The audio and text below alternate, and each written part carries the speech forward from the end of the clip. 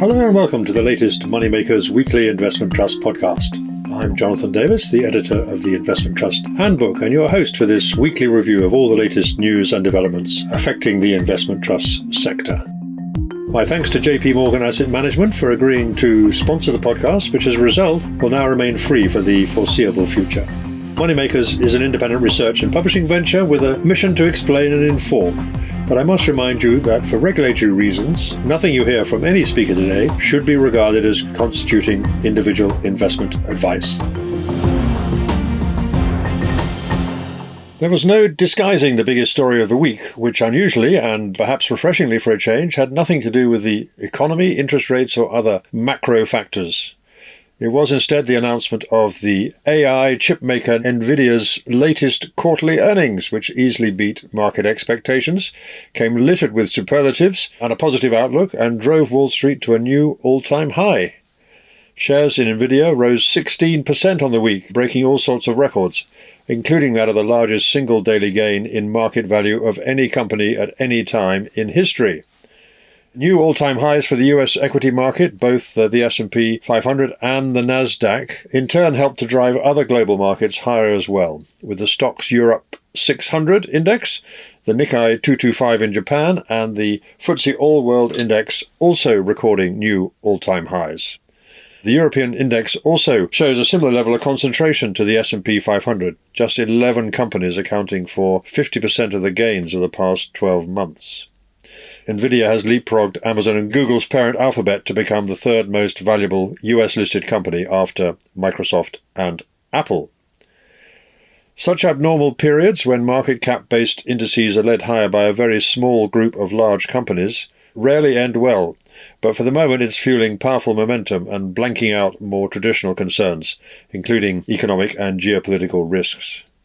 Nevertheless, there was some support too in the bond markets, where yields declined modestly on both sides of the Atlantic. In the US, the fall was confined to longer-dated issues, whereas over here, all but the most short-dated gilts moved a little higher as yields declined by a few basis points. The Chancellor Jeremy Hunt announced that auctions of newly issued gilts would be open to private investors for the first time in years, at least to those who use either the Hargreaves Lansdown or Interactive Investor platforms, with the first such opportunity being the issue of a 7-year gilt with a 4% coupon. Applications for this have to be in by Tuesday. Mr. Hunt did not actually echo Lord Kitchener in saying, "Your country needs you," but he might as well have done, given the looming massive funding requirements of the state.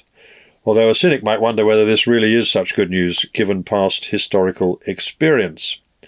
Investors who hold this latest gilt to maturity will lose money in real terms unless inflation is held below 4% over the intervening 7 years. And that, I would say, is possible, but far from certain.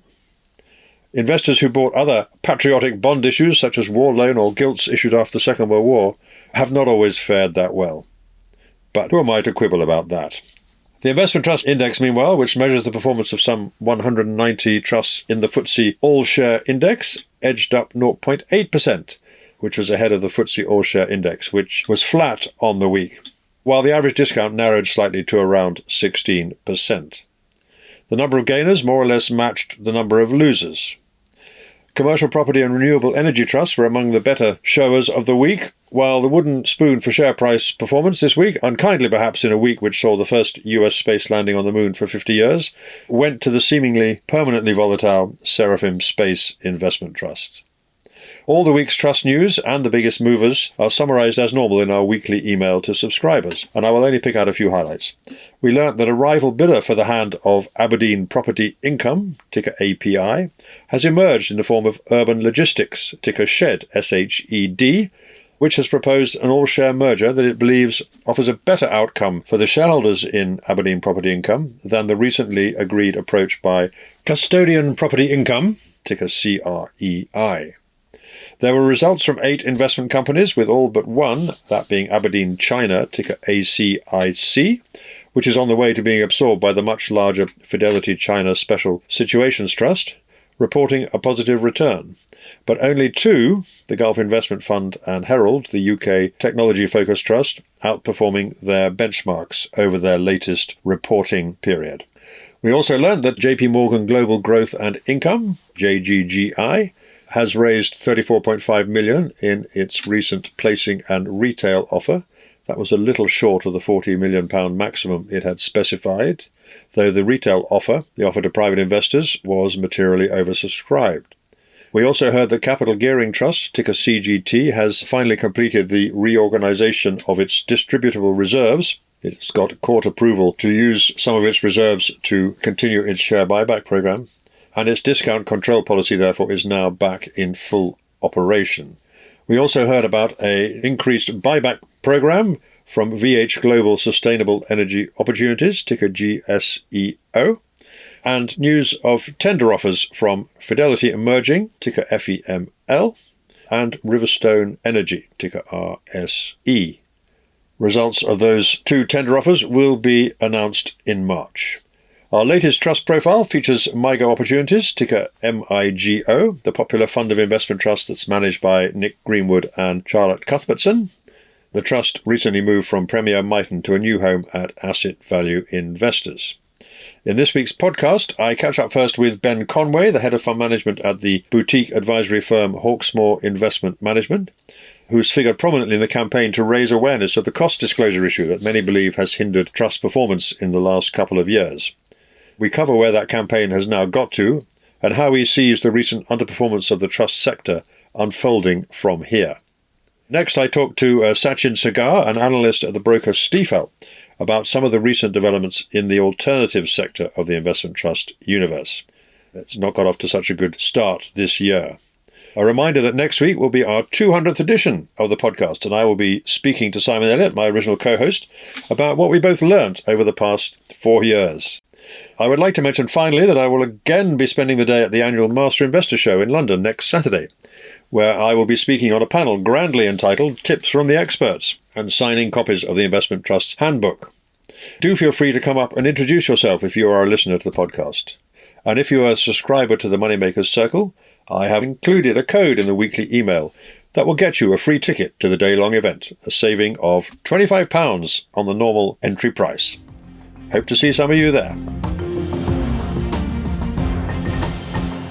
Earlier this week, I had the chance to catch up with Ben Conway, who is head of fund management at Hawksmoor Investment Management, and who has been one of the prominent figures in the campaign to bring the issue of cost disclosure in investment companies to the attention of government and regulators.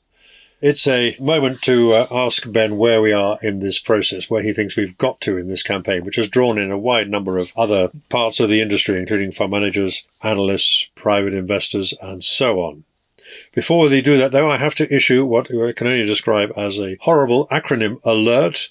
We're going to make reference to a number of acronyms which unfortunately blight this whole particular issue. Rather than get bogged down with all the mentions of UKITs, MIFID, and so on, I think the thing to bear in mind is that we are essentially talking about a potential regime change from one in which investment companies are classified as packaged retail investment products, or PRIPS as it was known, to a new regime which is going to classify them rather inelegantly as consumer composite instruments, or CCIs.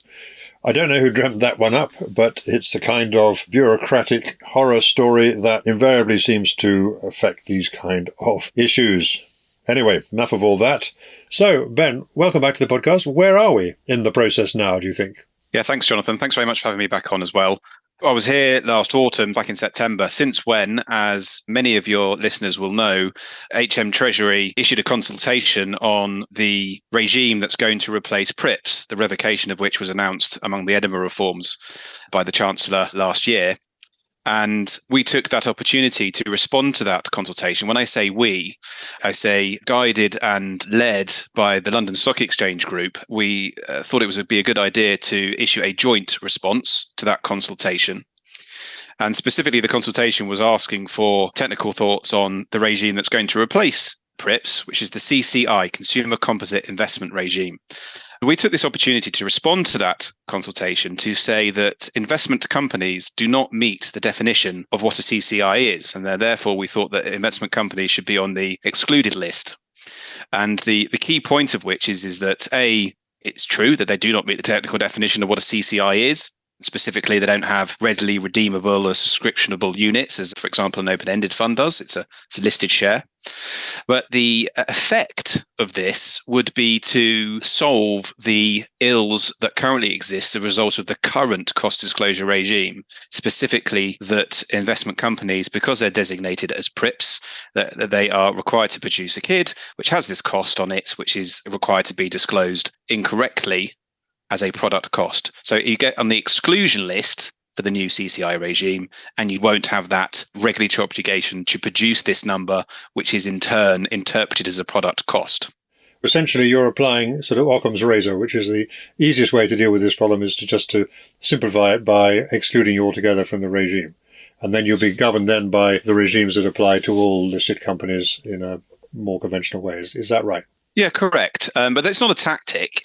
Sadly, we can't deal with revisions to retained EU law in the order that we'd like. So we're being dictated to by the government's own legislative agenda. But in this particular instance, it's not just a tactic. It is, we believe, a fact that investment companies don't meet this definition. So it's not just a tactic to get rid of the ill of the cost disclosure, but it just so happens that in arguing to be on the excluded product list, it does solve that particular issue. Now, a couple of things I want to add is that first of all, we were absolutely blown away by the response that we got from industry, not just our peers, but from across the entire, awful phrase, stakeholder community.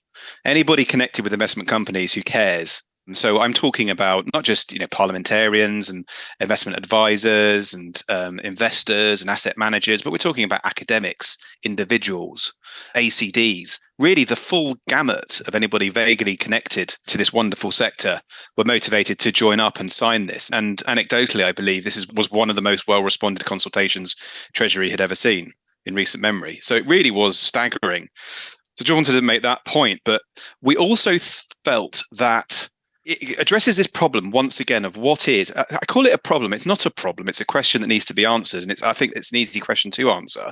What is an investment company? So if it's not a consumer composite investment, what is it? And the answer to that question is it is an investment company. And part of the problem that we've always had is the fact that we, the collective we, as in the people in charge of legislation and regulations in this country, have tried to pigeonhole investment companies either as an ordinary listed equity trading company or as a fund. When the fact is, investment companies are neither, but have characteristics of both. And those characteristics vary depending on what type of investment company you are. So an investment company that only invests in equities, for example, resembles more closely a fund, an open-ended fund. But it still isn't one. It's just closer on the spectrum to an open-ended fund. Whereas an alternative asset investment company, which is where the vast growth in the sector has really come from over the past 10 years, so that over half of the AIC's members are now alternative assets companies. But they resemble operating companies and indeed, in many ways, are competing for capital from operating companies. An investment company that owns wind farms, well, you compete with the utility. The external management contract is largely a cosmetic arrangement, whereas the outcome of the vehicle is performing functions that are also performed by utility companies. So investment companies are investment companies. They are neither these operating listed trading companies like ordinary equities, nor are they funds. So let's have a legislative and a regulatory regime that reflects that. So in recognition of that, we thought that we're far more likely to satisfy the wider stakeholder community, including consumer groups, transparency lobbyists. I don't mean that in a disparaging way, that they are standing for the consumer, which is fantastic, regulators, etc. We need to recognize that if we exclude them from the CCI, then the risk is that they are just treated as trading companies again, which is basically the pre-2018/pre-2013 situation. So prior to 2013, they were basically treated as listed operating companies. So the risk is, as I said, is we come out of the CCI regime and there's no additional regulated cost disclosure other than what they're required to do via UK listing rules. So interim accounts, final accounts, etc. Now, for some might just take the view that, look, okay, that's enough. But we think, no, look, actually, let's elevate this sector to absolute gold standard levels of scrutiny and transparency. And let's recognize that they're not ordinary equities, that they do have some characteristics of funds, not least that the external management contract is structured in a way that's quite similar to a fund, i.e. as a percentage, an AMC, for example, is a percentage of NAV. And therefore, let us disclose what are currently called ongoing costs. Let's disclose those, but surface them and contextualize them in the right way. And so our suggestion is that there should be an additional requirement of investment companies, even if they're outside of the CCI regime, to disclose what we're calling a statement of operating expenses. Well, let's take that. Let's call them what they are, which are operating expenses. All of these are just simply stuff that's taken out of the annual report. It's basically doing people's work for them, but it's more than that. It's not just assuming that people are lazy. It's helping consumers analyze these things and recognizing that they have got characteristics of funds. So you can still do the comparisons if you so wish with other investment companies that are doing similar things. Or if you think it's appropriate, you can compare that number to a fund, an open-ended fund that may be carrying out a similar activity. That's our proposal. Okay, so that's what you want. What you're actually saying is you want to exempt them from the proposed new regime, CCI regime. You want to exempt them, but you want to add something back in. So what actually has to happen for that to take place? Who has to do what for that to become a reality, assuming that they accept your proposal? Let's just start with that question. Yeah. So is it the Treasury or is it the FCA? What's got to happen? We're responding to the Treasury consultation, so they have to agree that investment companies should be on the exclusion list. So they have to agree with that premise. And it's something, by the way, that Association of Investment Companies, who submitted their own response to the consultation, they also are pushing for exclusion from the CCI regime. So we are waiting to hear whether HMT agrees with that.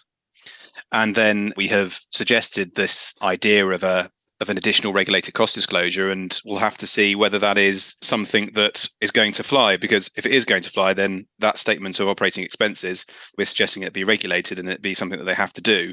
Well, then it's something that becomes potentially under the remit of the FCA. So they need consultation. Then, of course, the Treasury will be, I'm sure, exploring whether similar aims can be achieved within the CCI regime. Now, in theory, in inverted commas, there is the possibility for investment companies to remain within the CCI regime, but there to be some form of FCA-led edict that says that the cost disclosures are surfaced in a different way. Now, that could be one avenue that they go down, but from my personal point of view, that would still be quite disappointing, simply because that's existing in the world of second best. I mean, investment companies don't meet the definition of a CCI. And there have been some positive noises from the government about this, but actually nothing action yet. It's going to take time for that to happen. Yeah, that's absolutely right, Jonathan. And, Bin Mafalami has been attending various events. Jeffrey's held a recent event, for example, at which the issues were surfaced. Look, it's not as if people aren't aware. And they very much are. Let's be very clear about this. This is an extremely important sector for both this government and one would think any future government, even if it's under a different party. It is a really significant engine of growth for vital sectors of the economy that if it isn't fixed, it won't be that engine of growth. And Bim Alafani is a junior minister in the Treasury. This ball is in his court. At the moment, we just have to wait, and the current regime persists more or less the same, though I think the FCA has made a concession about one thing at least. Am I right about that? Oh, yes. So you're talking about the forbearance. Please, listeners, please bear with me, because this is rather unbelievable. Funds that invest in investment companies now essentially have two OCFs. So I run funds that invest in other funds, including investment companies. We have a UCITS OCF. So the recent FCA forbearance allowed UCITS rules to be applied to the calculation of the OCF, which means that the synthetic costs of investing in investment companies can be excluded. But under MiFID, you have to include them. So there are essentially a UCITS OCF, which excludes these costs, so it's lower. And there's one that includes them, which is the MiFID one. Now, sadly, the phrase is, it's the MiFID one that is the most widely used, because the UCITS OCF just sits on the fund's own KIID, KID document, not to be confused with the KID with investment companies. Still with me, everyone, so far. But look, nobody reads the KIID anyway. That number is sort of sits there on its own. But the MiFID OCF is distributed via the European MiFID template, which is this Excel file, which is an information source for most of the platforms, for example, in this country. So when our clients are looking up what the OCF of our fund range is, it's that MiFID one that they're looking at, and that's the one that they have to use. And of course, the UCITS forbearance only applies to UCITS funds. It doesn't apply to the entire wealth management community who are governed by MiFID rules, and they still have to include. I'm sure all the listeners are fully au fait with all this and the difference between PRIPS and MiFID and UCITS and CCIs. And of course, that in itself is a problem, isn't it? Because it's virtually impossible for anybody who isn't actually directly involved in this to understand what the hell's going on here, or indeed what number they should be looking at. And of course, one of the answers must be that we've got to get some clarification. If you believe in disclosure, it's got to be disclosure that people can actually understand and be practical and useful. Yeah. Do you know what? I'm sure there are people listening that are even more into the weeds of this stuff than I am, and I've probably said about 15 things already that are wrong. So even me, who've been involved in this for over 2 years now, and okay, I haven't spent all my time on this. My employers wouldn't be so happy with me if that were true, but I've spent a lot of time, certainly a lot of my spare time, getting to know this. It is so confusing. Now, just imagine you are, I don't know how many financial advisors are listening, but lots of your listeners will be deeply involved in the investment trust world, for example, whether they manage them or on the board of one or whatever. And it's lots easier for those people to understand this. But if you're an IFA, a financial advisor, can you imagine you've got so much on your plate at the moment with all the various things you do? Then when you get around to your investment proposition, do you really want to listen to me taking 45 minutes explaining the difference between a UCITS OCF and a MiFID OCF? And I've got a huge amount of empathy with financial advisors because they've got so much on their plate. Yep. And is it any surprise in the world of consumer duty that it's just natural for them to look for investment solutions that are cheaper, where they don't have to have all these difficult conversations with their clients, explaining to them for why they look so expensive? One reason being because of this issue with investment companies. So we have a serious issue. I am really not exaggerating here. And one of the reasons, I'm sorry, but I think it is one of the chief reasons at the moment, because it's not the interest rate regime anymore. We know that's been in the price for a long time. And hopefully interest rates have peaked, but it's redemptions. And redemptions are coming as a result of people selling these funds because optically they look expensive, which is making investment companies perform poorly because people are selling them, which is a vicious circle, which then makes funds that still own investment companies perform poorly. And this whole thing has been basically a bit of a mess for a long time. We've still got a regime that owes a lot to what we had when we were in the European Union, and we've got an overlay of our own activity, and it all needs to be cleared up, and it really should be cleared up soon rather than later, as far as you and everybody else involved in the investment trust world is concerned. But we don't yet know when that's going to be, or indeed whether it will actually happen before the election. So that's all good news, but it's not good news yet, if I can put it that way. Yeah, I just can't tell anybody when it's going to happen. I'm just not privy to that information, nor should I be privy to that information. But there's been tremendous success. I mean, to get over 300 signatories signed up to that joint response across the breadth of the industry. Number one, that's a huge success. Number two, the fact that the FCA have already issued forbearance that allow UCITS OCFs to be lower. Well, that is an anachronism that can't be allowed to persist. You can't have two different OCFs for the same thing. So the way I view this, Jonathan, is that it's only a matter of time. This has to be resolved. It will be resolved. So it's just time. Okay, so then let's come back to the investment trust world, which is where we all invest in, if we're sensible people. You said that you think that one of the factors that's weighed down on investment trust performance, particularly wider discounts, was interest rates. And there is a general belief that interest rates have at least peaked, though they haven't yet started to come down as significantly as some people were hoping. And you said that was basically in the price now. But do you think that the potential for cost disclosure issue to be resolved is also in the price? In other words, now all these good things you've been doing and the positive vibes that are coming out, you would expect investors to anticipate that coming into force. But are you saying that that has happened or hasn't yet happened? No. If you're a participant in this sector, you speak to brokers, then I think it's often much easier to buy investment companies than it is to sell them at the moment. And that's because of the amount of redemptions that are happening in the world of multi-asset open-ended fund that own investment companies. I think technicals are still a very, very key driver of share prices. And I think that is when an investment company has a mishap, when there's a bit of bad news, the share price reaction to it seems to be far more severe than ever before. And that's because of the absence of bids. So while this situation persists, there isn't this natural buyer who would normally be there to mop up these things a bit cheaply. So they sort of overshoot on the way down. Is it therefore surprising that we're seeing negative market dynamics and redemptions from funds that continue to own the investment companies? Because we don't have any clarity on when this is going to be resolved. So we really are in an emergency situation. And of course, the IPO market is completely dead. It's almost impossible to IPO a new investment company. Right. And that's a serious long-term threat to the sector. No question about that. If you don't get new companies coming along, then the sector is going to shrink inevitably over time. That's just a simple mathematical proposition. So there's poor liquidity, and if you try to sell something, you're going to get swamped by people who are going to rush in and try and get rid of some of their holdings. Does that mean that if we look around the universe, that it's going to take time for discounts to start to come in a bit further? We had an encouraging start in the last 2 months of last year, as I said. Certainly in the alternatives, infrastructure, renewables, and commercial property to a lesser extent, we've seen negative discount movements in those sectors and some disappointing NAV numbers as well. So basically, we're not out of the woods yet, even if the interest rate environment has normalized. That's essentially what you're saying. Yeah, that's right. And I think even if suddenly there was an inverted commas victory on this cost disclosure issue with investment companies, it's not going to be an overnight thing. It'll take time for OCF numbers to adjust downwards, because the ACDs of funds have to effectively audit the accounts to generate a new OCF, and then that has to be then fed through the distributors. And in the meantime, if you've decided to get out of investment companies, e.g. for commercial reasons, you're not going to suddenly do a 180 and go straight back into them. But I do think at the margin it will lessen selling pressure. It will lessen the falling demand for these shares if it were to happen. And it will set the stage for the recovery in this sector to begin. But I think there's an awful lot of time that will need to pass before we get back to the halcyon days of the issuance of a few years ago. It's just time. Because let's not forget that this has created volatility in the sector. And lots of people will be put off by that, particularly in alternatives. And that volatility isn't just a function of the interest rate environment. It's a function of the phenomenon I just talked about, that when there's a mishap, these things are falling by a far greater degree than they might ordinarily because of the technicals of the market. So the volatility characteristics of these things have changed. They're high.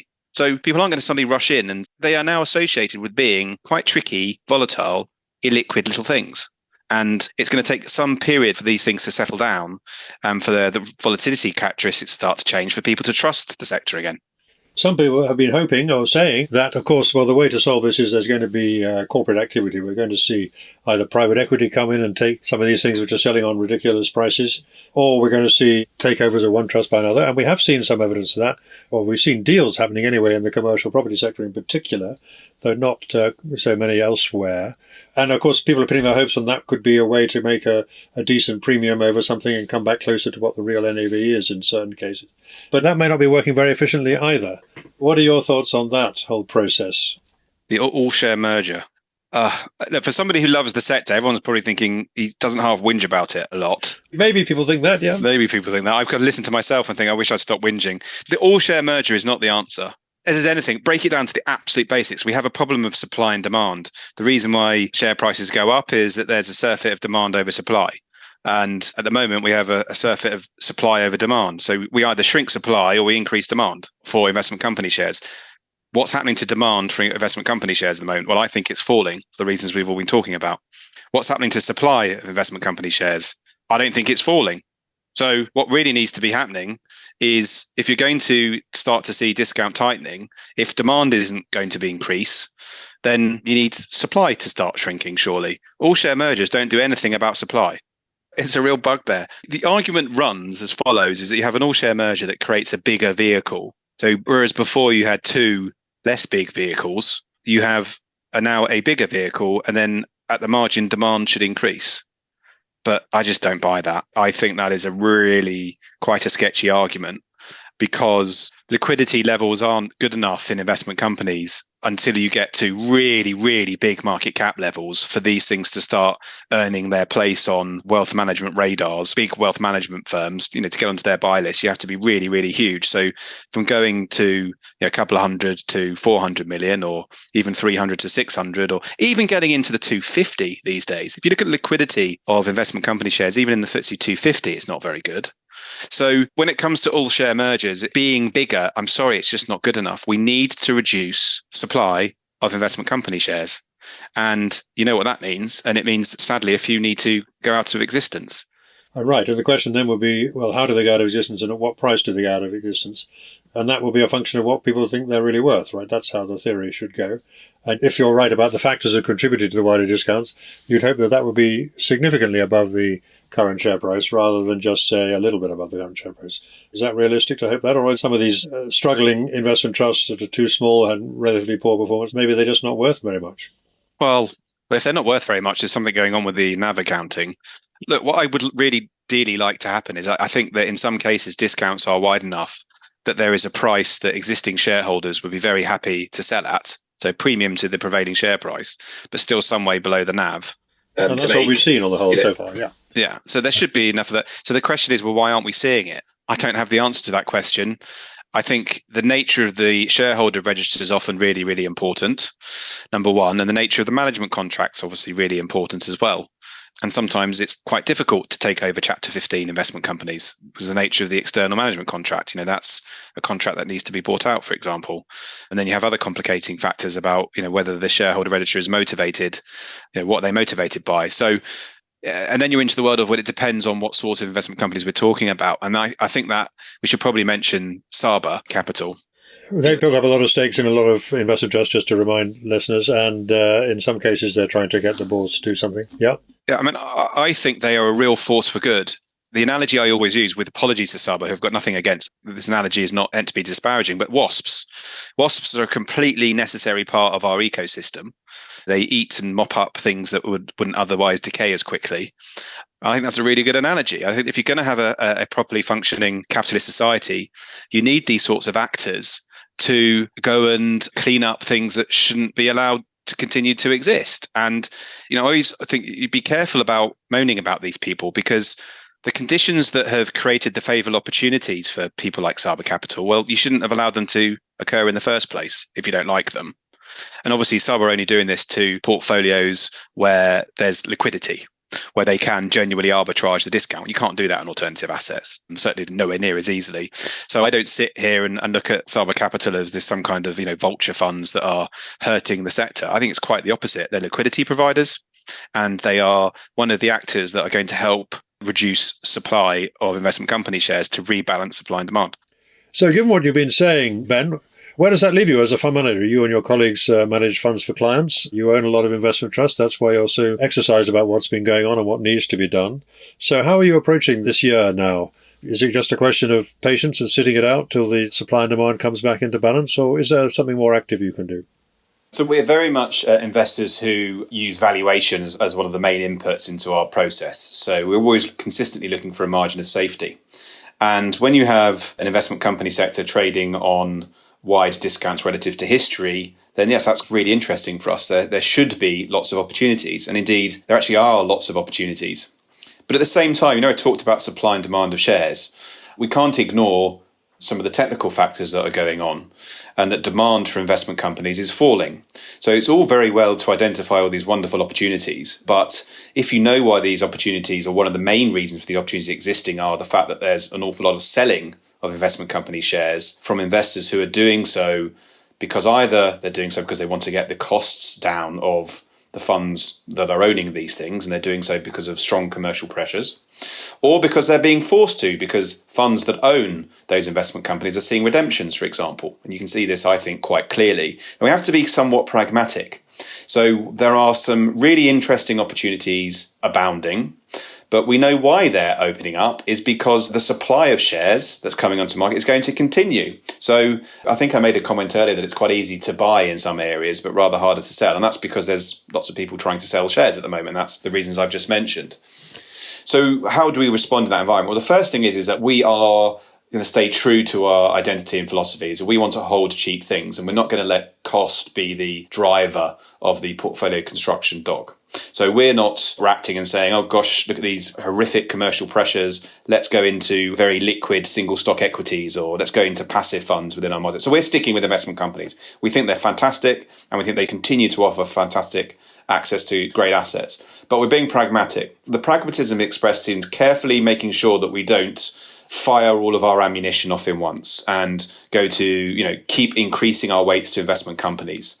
And so we're not increasing our overall weight to investment companies significantly at all, whereas ordinarily we might be doing that because of the extent of the discounts. And that's the pragmatism there kicking in, because we can see so clearly that the whole sector is out of favour.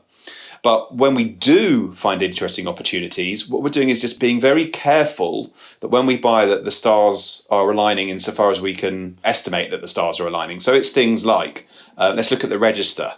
Do we know that there's potentially someone in the register that we think might be under pressure to continue selling those shares? be very silly to get up to your maximum weight position in something like that where you know that there's going to be an ongoing selling pressure in those shares, potentially for some time. Second thing we do is we make jolly sure that the governance is in line, because when you have these big discounts widening out, the response of the board is absolutely vital. What do the board do about this? I have a huge amount of empathy and sympathy with boards in this situation, but you have to make sure that the boards have truly got the shareholders' interests in your favour. And if there's a discount that's extremely wide and has been wide for a very long time, and there's no chance, for example, of the investment company ever growing, then you start to have these sorts of existential questions about whether the investment company should continue to exist. If there's no return, if there's no possibility of this thing ever getting back to premium and growing again, and in a world where it's harder and harder to get onto a wealth management company buy list because the wealth management companies themselves are consolidating and getting ever bigger, the issue of relevancy is huge. So you have to, when you buy something on a discount, you have to make jolly sure that you've got the board on your side who's going to do something about it. What I mean by do something about it includes the potential for winding the thing up. And so there's some interesting opportunities out there where there are boards who are sitting there thinking, gosh, maybe the listed environment isn't the correct place for us. Maybe listing as a Chapter 15 investment company wasn't the right thing to do. Maybe we need to do something else. And you can sift through the universe. You can look for strategic reviews where that's the case. And there are a number of very, very interesting opportunities therein. Would you care to mention any of them? Okay, I'll give you one example where I think the stars are aligning. And I very much hope in this case that this vehicle continues to exist. So we're by no means relying on it going out of existence. But if I take, for example, the shipping sector, so these are investment companies that own ships, and these investment companies derive their income. It's a bit like owning physical property. You own the thing and then you lease it out, and that's how you make money. Shipping is wonderful as an investor because the supply-demand dynamics of ships are so in your favour. New ships aren't being built, so the supply of ships is constrained. It's also further in terms of the good quality ships, the supply of those good quality ships are constrained. And by what I mean there is low carbon emitting ships, which is what everybody wants to use. And secondly, speed on the oceans is falling. So ships are being required to travel slower across the oceans, which constrains supply again. And then a temporary factor, of course, you've got the rather sad events that are going on in various parts of the world that are constraining where ships can actually travel. So they're having to avoid certain areas for piracy and obviously for terror reasons. And so that's a temporary factor affecting the environment. Whereas demand is remarkably constant for shipping. 85% of global trade goes by ships.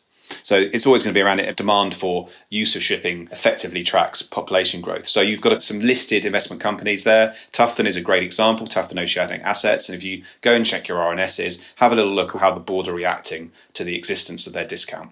It's very interesting. So this is an example where we think the net asset value is correct. We think that the underpinning of the net asset value is there from the fundamentals. So we think the direction of the net asset value is up, not down.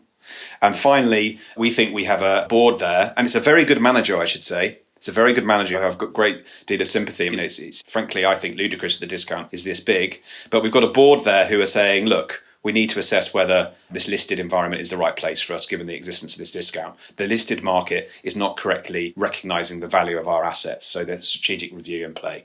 I think that's a classic example of the sort of situation that we like.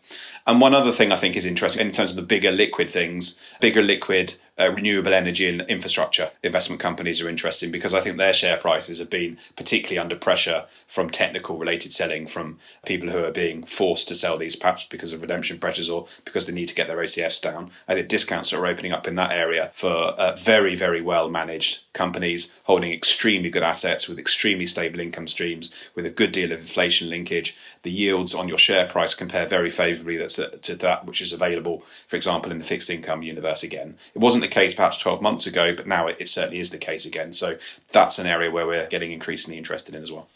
And final question then, are you having issues with your clients who say, you put me into all these investment trusts and a lot of them have performed relatively poorly, and what are these discounts all about? I mean, are you getting feedback? You've got to do quite an education job perhaps. Yes, we do. It's education on that. It's education on the OCF situation, the fact that we've now got two OCFs, the UCITS OCF and the MiFID OCF. It's ludicrous. Let's not go there. That's ludicrous. But yes, we do. We're fortunate enough to have really supportive, patient clients who know how we invest.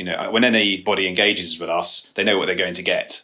And they know that they're going to get a manager who really likes accessing these assets via investment companies. But it is trying their patience because what we say is that we hold some extremely cheap assets. Lots of them are in the investment company space.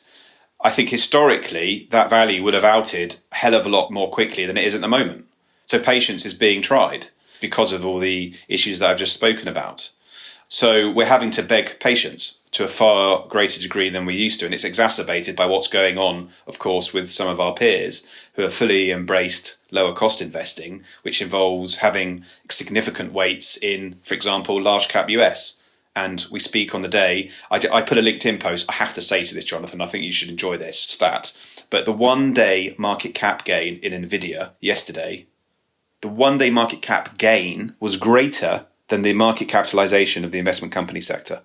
I know. It's extraordinary, isn't it? Yeah. Extraordinary. So a lot of our peers have embraced that area, and congratulations to them. It's been fantastic. But all I'm saying is that, you know, our peers who have shunned perhaps investment companies and have gone down a portfolio construction route, results in a lower cost at the moment because of dynamics at play. It's resulting in very good performance. So it's a difficult environment for us. Fortunately, our longer term numbers are very good, so people are giving us some understanding. But Jonathan, I have to say to you, it's difficult having conversations with clients, and I fully understand why they might be concerned, but we're just doing our best to navigate the situation.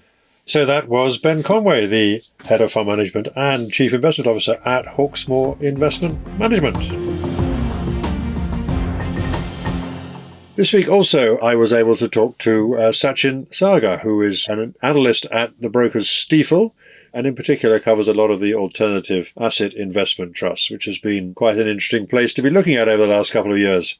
Sachin, welcome to the podcast. Give us, first of all, just a sort of broad picture of what's been happening in the alternatives as you see it. We had the rally at the end of last year, and since then we've seen some of the sectors sell off again, interest rate expectations being part of that. What's your take on that overall? I mean, there's a couple of angles, I guess, to this. One is, unfortunately, interest rates are driving the macro and a lot of the share prices in the short to medium term. And so I guess a lot of the rally last year was due to expectations of cuts coming through probably faster than people expected. And some of the backup this year could be put to the fact that people's expectations have been moderated a little bit and pushed out further than people were initially expecting. And I guess that story probably continues to play out until you actually start to see some cuts actually coming through. It's not ideal to kind of have the macro driving the underlying fundamentals of a lot of stocks, but I think that's kind of where you are. And with a lot of alternatives, if a lot of these things are income orientated, you're comparing current interest rates to the income yield that you might be getting for these things. And when interest rates are low, then that premium of investing in alts is very high and pushes a lot of demand into them. And when that kind of collapses, people will, rightly or wrongly will say as well, if I can earn 6% in my savings account, then do I need a stock that's yielding 7 or 8? And that story's kind of been playing out for a while now. But it looks like at least at some point this year, that might start to actually revert. If that is what happens, and we do see interest rate expectations move in a more favourable direction, do you think that's actually going to lead to a significant amount of new demand coming in? There's no demand for the shares at all, pretty much. No. Is that going to be enough to get us back to where we were before, or are we basically, we can't get back to par? No, it'll be difficult for anyone to sit here and say that clock will turn back and we'll end up where we were 2 years ago. But I think it will help move things in the right direction. Unfortunately, you probably hit on a sour point for the UK right now, where it just looks like whether it's trust or generic equities, there's just a lack of demand. And the common thing when you speak to more institutional investors is that liquidity is becoming a bigger and bigger part of their thought process. And unfortunately, that means that a lot of things in the UK just don't end up meeting the threshold for investment. And if anything, I kind of feel a lot of people in the UK, because of this focus on size and liquidity, end up investing in the US. So it feels like we're shooting ourselves in the foot, to be honest, at the moment, because you need some domestic demand to kind of keep things sensible, and things have got probably far too cheap right now. We've already seen a process start by which investment trusts that are too small or out of favour are beginning to take remedial action. Either the market's doing it for them, or the boards are beginning to put them out of business, if you like, if they can't find another home. So is that how you're spending most of your time at the moment? You're looking for the cases where the next one to go maybe, and whether there's any upside in any kind of rationalisation process from here? And I guess that's one of the positives in investment trust versus, say, a generic equity, right? Investment trusts generally have mechanisms in which, if things are languishing materially below where they think the valuation or the NAV is, then they'll be knocked on the head at some point. And that might take maybe slightly longer than people would want or expect, but it'll happen at some point. whereas a cheap operating company might remain cheap for a very long time unless it's taken out, which you kind of started to see a lot of on the other side. So yes, I would look at this and go, if I was, let's call it a retail investor, the sweet spot I would say is market caps of below 300 million because they're being overlooked and they're probably more undervalued. There's probably a disconnect in valuation between things that are bigger versus things that are smaller because people are focusing so much on liquidity. And so there are things that are relatively interesting from a valuation perspective, but there are things that are on the smaller side. So yes, I think there's more value to be squeezed out of smaller things than there are out of bigger things in general. One of the issues that I guess you face and investors face is, let's take an example of Digital 9, shall we, which has been quite dramatic fall from grace. It wasn't that long ago that it was actually trading around par. Now it's gone down into the weeds, so to speak. The hardest thing is it looks like it's got no future, obviously, but the question is, how do you work out when you might get your money back? And if so, how much will you get? I mean, it's quite straightforward at this point, to be honest. You look at D9 and probably most people have been caught offside on that at some point, wherever you were along around its journey from sort of £1 down to 20p where it is now. And it's got a collection of assets generally that you would think it should not have ended up in this place. And it is a collection of poor decisions by the board and frankly, a poor manager that have led it to kind of get to where it is. And it should not be at this place. But now you're here. How do you look at it? They've got only a small number of assets. The first catalyst will be, does the Verne transaction close? If it closes, then that kind of gives you a basis to see the other side. But then the next question really is, if you're investing in it today, is like you said, when will I get my cash? Because this is now in wind down and I'm waiting for liquidity events to do that. And realistically, I think I was looking at the board for some sort of guidance as to what happens with the VLN note on Arqiva. So this is sort of a vendor lending note that's attached to Arqiva. Assuming that Verne happens, which I think while it's binary, I think that'll get done. The question is, at what point can an investor first expect their distribution to occur? And that then hinges on this VLN that's attached to Arqiva. If the RCF ultimately is paid off, then I want to know that at that point, I will start, as an investor, start getting distributions or capital back. The board have kind of sat on the fence at the moment and said that we will make a decision about whether to pay off the VLN or to distribute shareholders at a future date in time. And that kind of creates more uncertainty. So the VLN is about 170 to 190 million sterling. If that is being paid off first, that pushes back my ability to get capital back from this further down the line. So without paying the VLN first, it'll be 12 to 18 months where I can expect a first distribution. With the VLN, I'm looking at 2 years. And so you're looking at this as an IRR trade right now. You'll be like, there are a lot of things that are cheap in the investment trust sector. The fact is, I'll be waiting 2 years to get something back on this. And is there other things I can do in the interim? Because frankly, there's no demand for the stock and no one wants to own it. So it's become quite speculative at this point. So I don't see institutions necessarily lining up to buy this anymore. And so the only thing that matters is cash. How do you explain to shareholders that this thing is now trading on a very big discount? The NAV is just wrong right at the moment. NAVs are an interesting concept, right? You know, what is an NAV? It is in an indication of value between a willing buyer and a willing seller in a normal functioning market. Frankly, you could look at the share price of GGI9 and say, is that as a buyer, I would be using that as a leverage tool to extract value. If my NAV is £1 and my share price is 20p, I don't actually care what my NAV is because I'm not going to give you NAV because I can see that you're at 20p. So does my NAV really matter at that point? I'd argue is that let's make a hypothetical situation where I wanted to buy DGI9 and I see the share price at 20. I mean, I'll offer you 30 if I think there's value in this. Why would I offer you anything close to NAV just so you can go to your shareholders? I'm extracting value from my shareholders. And so I think at this moment, you look at DGI9 and I kind of look at it as, in some ways, you should look at it as a lottery ticket. So it's at 20p. Probably if Verne gets done, you could see a path to 50, 60p. But I want 3 times my money given all the road bumps or things that could have been avoided by board and manager that have happened so far. I'll be looking at this saying, I want 3 times my capital to make this worthwhile to sit on it for 3 years. And that's how I kind of think of it. And you lose one as a risk. There's a binary risk around this, but 3 to 1 starts to look interesting, but there's risk.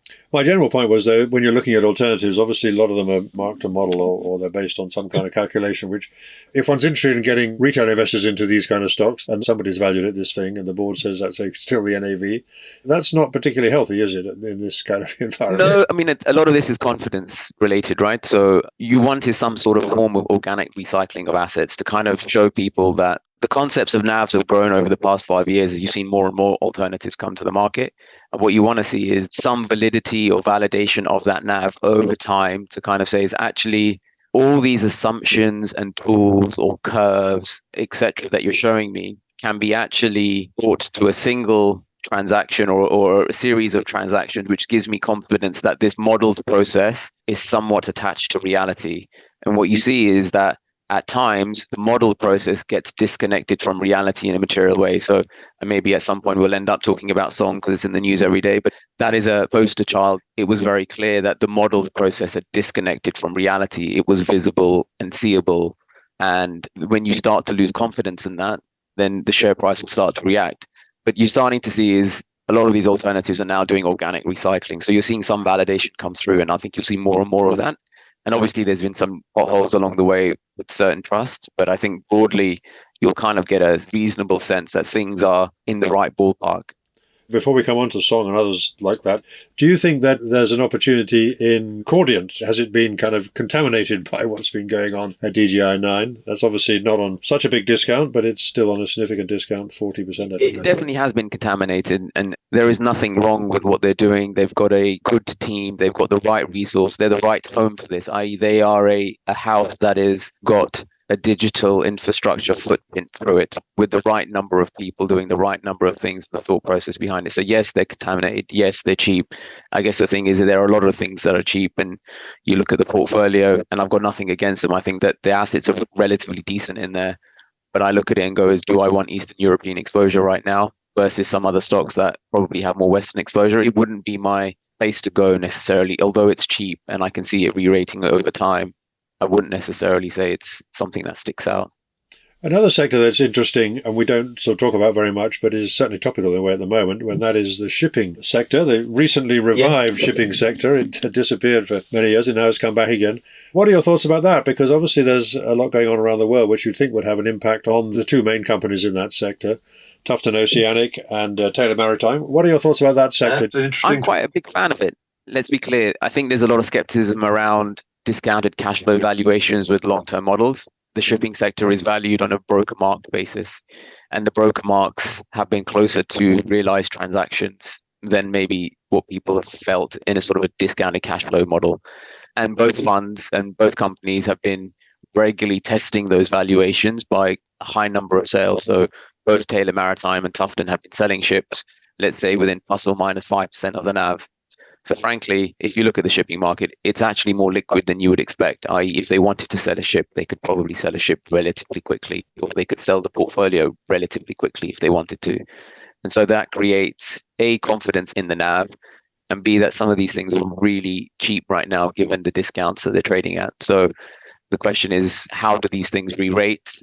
Or what is the next step? And you'd kind of look at it saying, unfortunately, probably to bring more focus to those stocks, they would need day rates or spot rates to kind of go higher and more to the upside to highlight the fact that they're cheap right now than anything else. Or if you look at Taylor Maritime, maybe saying is the manager and related employees now own a reasonable amount of stock and they've been buying stock quite regularly. They're sitting on a big paper profit from their perspective. And do they want to do this for the long term, or do they want to wind up the trust? And I think a lot of people will be looking at this saying, why am I got a listed trust if I'm not getting anywhere close to the value that's within this? And so do I want to do this, or do I just wind up the whole thing at some point? And I guess that creates your optionality in terms of return. Right, but in terms of what's going on in the wider world, the geopolitics, the Houthi rebels and so on, that's kind of just a tactical thing. It doesn't really affect the... No, it does. I mean, spot rates kind of bounced at the back end of last year. They've come up a little bit this year. But if you look at it, it's a double-edged sword in some ways. The geopolitical tension kind of causes spot rates to go up. But if you start to see that tension subside, then spot rates will come back down. If that tension remains elevated for a period of time or deteriorates, then that'll provide more positive momentum potentially to those stocks. So you end up then going into sort of a binary phase. In some ways, you could kind of say is the tension is creating an artificial increase in spot rates, and those need to be elevated for a period of time to maintain those spot rates, because if they come back down, that'll have an impact on the share price again and sentiment. Yes, I mean, I've always thought one of the issues of the shipping thing, if you're looking at the sort of real medium, longer term, is that there is a market out there, supply and demand for these things. There's an investment cycle as well, get overbuild and underbuild and so on. And so therefore, over time, you're going to get volatility, right? That's virtually inevitable, yeah. So Yes. That's something you have to factor into thinking about these things. Well, you mentioned our old friend Hipgnosis song. The latest sort of news coming out is all about this question of whether or not the trust can get an indemnity against the legal action against the management company. But are you one of those who think that basically this act has got to play out? The board has 6 months to come up with solutions. Where do you think the most likely path from here is, given all the back history we've had? In terms of the legal side of things, I sit on the side of a lot of this is noise. Clearly, there's been a complete deterioration between board and manager, and there needs to be some sensible parting of ways.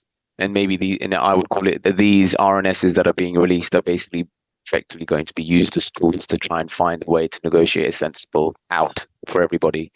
Speaking to investors, the relationship is corrosive and toxic. And frankly, those that are holding it are in it because they believe there is more value in the assets than the share price. And I think a lot of people will probably see that there should be. But frankly, you're not going to create any new demand until you get to stage 2. And stage 2 is going to be how you extract yourself. So obviously everyone's talked about this call option. Frankly, I think there will be a way to navigate around that. And the second point is I'm not entirely sure Blackstone wants to buy the catalogue anyway and put further money into this. And so I think that'll kind of drop away. And then you're into stage 2, which is, can you get someone else sensibly to manage this and turn things around, scrub it, clean it, get some confidence back? Because it feels like music is an asset class that people do want to like. You made an interesting comment about Blackstone, actually. You made the point, I think, in a note you did recently, just saying that this is actually very small beer for them. They must be getting pretty tired. Frankly, I think they're indifferent to the outcome. A lot of the noise that you've seen around all the press, I think, is coming not from Blackstone. I kind of split it into 2 camps. Let's make it easy, sort of the legacy Hipgnosis team and the Blackstone team. If I'm Blackstone, I've got a $30 billion portfolio, of which this is probably one of my smallest investments within that vehicle. I'm sure the way this has turned out is not exactly how they underwrote their initial investment. And if I'm them, my main issue at Blackstone is, can I deploy capital? Because I'm a large vehicle. I don't want to have 50 million, 100 million investments. I want something going to be 1, 2, 3, 4 billion, because that's meaningful for me. 50 million is noise. If you look at it, do I see a sensible pathway where a Blackstone Hipgnosis manager can continue to buy assets in the music asset class from an artist? If I'm an artist sitting here today, and all I've seen for the last 9 months is negative press, seeing how badly managed the board and the manager have been today, I would say that this is not the right home. And so my perspective is I don't think they have a business model going forward, because I don't think anyone will want to sell to them. Okay, so that's pretty clear-cut. Let's just talk then briefly about the renewables sector. I find it interesting to contrast what happens in the renewables sector with what's been happening in the commercial property sector, where we've seen a lot of deals going on.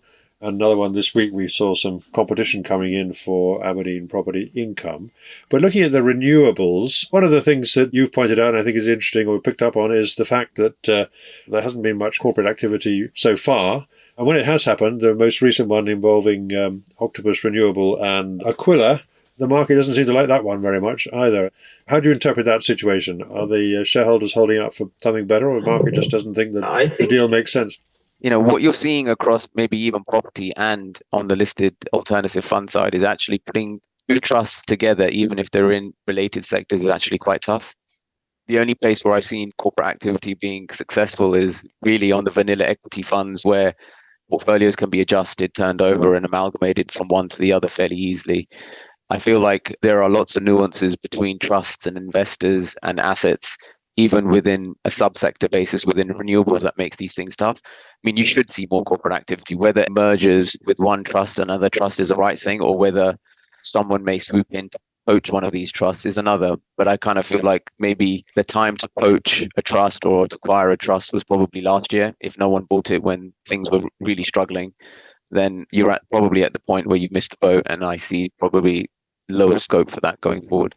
Just to take this Octopus Renewables issue, I mean, their share price has been sinking, basically. The discount's been widening.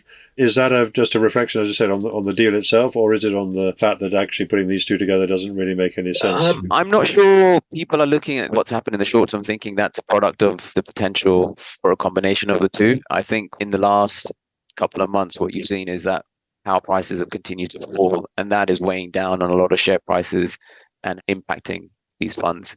So I'm not sure people are saying, I don't like the merger. I think they're saying is ultimately you need robust power prices and PPA prices for these things to do well. And the backdrop is marginally, you would say, is deteriorated over the last 2 months than it was at the back end of last year. And that's weighed on sentiment. And you can now probably add in some discount rate reversion as well into that full process. So that's not going to change anytime soon then, unless there's a significant change in power prices for whatever reason, or power price expectations. Particularly, I mean, interesting what's been happening in the battery storage sector. I mean, that's been pretty brutal. Obviously, some of them have perked up a little bit since the worst of that sell-off. But do you think that there's opportunity there? I think A, there's a lot of complexity in batteries, and B, you've got to ask yourself the first question is, do you think we need batteries? Is the business model been tested? Has the revenue model been tested, and does it work? And if you're comfortable with that, then you can see opportunity. If you're not comfortable with that, then obviously I think you take a different approach. So my perspective is that it is difficult to see a world when you have such high renewable penetration that you don't need batteries. And then the question is, how much batteries do you need? And when do you think this thesis might play out? Broadly, a battery makes the bulk of its returns from wholesale trading, let's just say. So very simply, charges up at night when prices are low and discharges when prices are high, when everyone's making dinner between 4 and 7 p.m. And it does that cycle twice a day is how people think about it. And if you look at different regions and different parts of the world, that model is starting to bear out. It's just not in the UK. And so you're talking about time. My perspective is the thesis has been delayed, not permanently impacted. But I think there is debate around the whole story around it and when this might play out. But at the moment, if you look at the trust world and the investors in these sectors, a lot of people bought this for income. And frankly, if you look back now in hindsight, you'd say is that the mandates of these funds were geared to income levels that were far too high versus the underlying revenue stream, i.e. the revenue stream is very volatile and it can go through long, dull periods, and it requires, let's just take Texas for an example, because it's kind of a poster child for what's happening. In August, the batteries in Texas made nearly more revenue in that 1 month than they did in the previous 7 months. That is not necessarily a profile that is sustainable for a consistent dividend stream if you're paying a high dividend. My perspective at the moment is it needs to be adjusted, as in your dividend payout needs to be matched to your underlying revenues on a broadly a quarterly to quarterly basis. I'm not too fussed whether you're covered every quarter or not, but it needs to be sensible. And at the moment, I think what's happened is a lot of these investors have come to the realization this is where they are, and people are holding this for income, and they're not getting income, so things become too cheap because they're forced to exit because dividends are being suspended or cut, etc. Indeed, they have been suspended in a couple of cases out of the 3 trusts. What's interesting about the battery story, there was this significant kind of rally at the end of last year, all based on hopes, among other things, that the connections to the national grid will become better and easier and so on. And that hasn't happened the way that people were hoping. Can you just briefly explain what the issue is and why it hasn't happened? So, everyone knows about the net zero transition, and that obviously means a lot of things has to happen at the national grid level in terms of the infrastructure around us. And so let's just say in the last 5 years, you've seen a lot of batteries being built, or grid scale batteries. And that's meant that the historical way that, say, National Grid or the ESO operates needs to be adjusted and changed. And I guess a lot of these things are built for periods in time which they haven't adjusted to the technological advances of today, i.e. you can see you need a battery, but you actually need National Grid to operate them in a sensible way to extract the value that you think is in them. And so there was a series of adjustments last year to the system in terms of how batteries participate in the network. And you can broadly just go through and say, is every one of those ended up being revenue negative? And the ones that were meant to be revenue positive were delayed or did not happen or did not have the same impact that you thought they were going to have. It's interesting, though. It's clear that National Grid, it's an uneasy relationship in some ways, right? National Grid needs batteries. If they believe that, then they need to have a revenue model for batteries that makes sense, i.e. there's no point putting in place systems that cause revenues for batteries to fall to an extent that no one will build a battery. At the moment, if you took the run rate revenues of the past few months and extrapolated it out, you would actually say is no one should be building a battery anymore. I don't think that's where National Grid wants this to go, because they feel like they need batteries. So there'll be adjustments. And you can see some of that tension playing out, because I think this month alone, probably driven by some of the volatility in the share prices of the 3 listed funds, National Grid seemed to have come out impromptu and amended some of the rules around the balancing mechanism, which is one of the key things a lot of the battery funds are looking at. So batteries, instead of being operated on a 15-minute basis, they're going to change that rule to 30 minutes. I don't think that was something that was in the works or in this sort of long-term plan of National Grid. So I think that's a reaction to maybe we went too far with some of the things that we've done. And this is a way to kind of bridge the gap for a period of time while we put in systems and et cetera in place to kind of smooth that process of change. So I kind of feel like there should be value in this. Will it be smooth? No, it will be lumpy. But those batteries that are still standing in 12, 18, 24 months will probably end up doing very well. But given where the share prices are, there's a question whether all of these funds can withstand that sort of discount and volatility. So finally then, Sachin, so your job mainly is to look after alternative investment trusts, or to research them rather. And it's been a tough period, as we said, for all these factors coming together, the interest rates and all these specific issues. Do you think, looking back, that this alternative asset revolution in the investment trust world was built on flimsy foundations in many cases? And in other words, the more recent arrivals on the market perhaps have not lived up to expectations in the way that some of the original ones have done? I guess you can say, look, it's a nascent and newer sector that's grown very rapidly over the last 5 years in a period where interest rates were low and people were flushed with capital to invest in these things. I think like most things, it needs to go through a period of consolidation and rethinking. And if you look at the last year in terms of what's happened, you'd kind of look at it and go, if you're going to have alternatives in the listed fund world, and I think you should do, and I think it's a good asset class in general, you need boards that have the required expertise to be able to understand the asset class they're investing in. So when you go into complex things like maybe music, you need a board that understands that. When you're going into digital infrastructure, you need someone who understands digital infrastructure as well as how the listed trust world works. And those sorts of things, I think, unfortunately, you will have things where you hit road bumps along the way, but the model will be calibrated going forward to understand what you need to do to make it better. It's like someone make the first iPhone, it's the first model. Now you're at the 15th model, you can see the improvements, and maybe the listed in alt world is similar. And you've had the first round of how these things have been built, and you might need version 2.0 or 3.0 to kind of improve on that. And you'd hope that people will support it, because I think it's actually quite an interesting asset class that gives exposure to people that they would find hard to get in any other mechanism. But obviously now alternative assets at their peak reached about half the value of the investment trust sector. I mean, that's going to shrink, isn't it? There's not going to be many new arrivals in the immediate short term. But what you're suggesting is that the normal kind of Darwinian process will happen and the weak will get weeded out, and hopefully that in due course there'll be a smaller but stronger sector. Exactly. Put it this way, is you look at the listed alts, and Mark, you'd say is anything that was going to trip over has probably tripped over at this point, and the ones that are left are probably the stronger ones that'll end up doing okay because they stood the test of time. And that's kind of how you think about it. And at some point, I think memories can be quite short. If you start to get to a environment that is more conducive for people investing, then I think people will look at this stuff again. And there have been some good stories in this as well. That was Sachin Saggar, who's an investment trust analyst at the broker Stifel. Thank you for listening. The Moneymakers Weekly Investment Trust podcast is independently produced and edited and is listed on all leading podcast channels. You can also sign up at the website money-makers.co to be notified every time a new podcast is available. Please note these podcasts are provided for educational purposes only, and nothing you have heard from any of the speakers should be regarded as constituting investment advice. If you want more news, analysis, interviews and other investment trust content, don't forget to look at the Moneymakers Circle, available now for a modest subscription at the website.